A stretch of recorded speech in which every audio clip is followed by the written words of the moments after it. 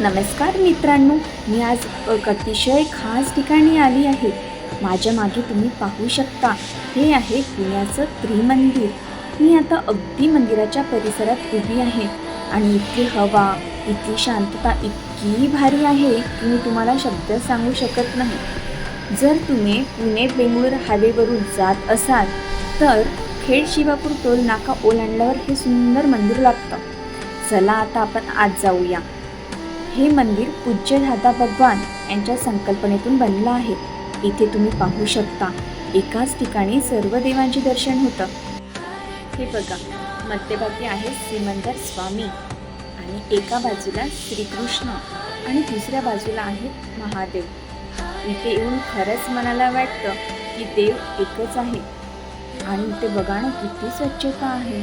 आपल्या घरी पण एवढी स्वच्छता नसते.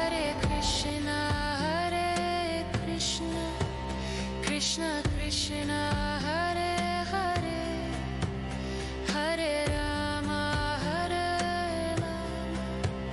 राम राम. आणि एका साईडला आहे आपले गणपती बाप्पांची मूर्ती. गणपती बाप्पा मोरया. आणि मला खूप शांत वाटलं. इथला सत्संग हॉल खूप मोठा आहे बरं. इथे लोक ना तासनतास बसून जप करतात, ध्यान करतात.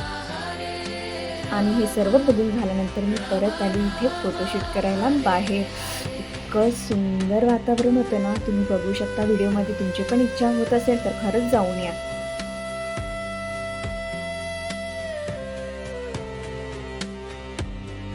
बाहेर आल्यानंतर आपल्याला एका साईडला दिसते साई मंदिर, म्हणजेच इथे खूप साई मंदिरासारखी आपली साईबाबांची मूर्ती. इतकी सुंदर आणि देखरेख आहे ना, खूपच मस्त. तुम्ही बघू शकता. आता तुम्हाला वाटेल इथे फक्त परिसर आणि फोटोशूट करायला आणि देवाचं दर्शन घ्यायलाच का? तर तुम्हाला वाटेल की मग पेटपूजा कसं करायचं? इथे फक्त दर्शनच नाही तर इथे जेवणाची पण खूप छान सोय आहे बरं. आणि ती पण अगदी घरगुती आणि सात्विक जेवणसारखं. तुम्ही खरंच जर तुम्हाला जेवण करायचं असेल ना तर खूप टेस्टी असतं. जर कुणाला लांबून यायचं असेल आणि राहण्याला म्हणजे काही सोय नसेल असं तुम्हाला वाटत असेल, असं बिलकुल नाही. अजूनही आणि बाजूने खूप काही हॉटेल आहेत, तुम्ही इथे जाऊ शकता. आणि सर्वात महत्त्वाचं म्हणजे इथे सगळीकडे खूप शिस्त आणि स्वच्छता पाळली जाते. बरोबर आहे ना, शिस्त तर पाळायलाच हवी. तर मित्रांनो, मी तर आता दर्शन घेऊन निघते, पण तुम्ही या जागेत नक्की भेट द्या. तुम्हाला व्हिडिओ आणि जागा कशी वाटली मला कमेंट्समध्ये नक्की सांगा. व्हिडिओ आवडला असेल तर लाईक करा आणि शेअर करा. जय सच्चिदानंद. अरे थांबा थांबा थांबा, जाताना तुम्हाला ना नवली ब्रिज लागतो आणि नवली ब्रिजला ना खूप ॲक्सिडेंट होतात, म्हणून चालताना गाड्या हळू चालवा.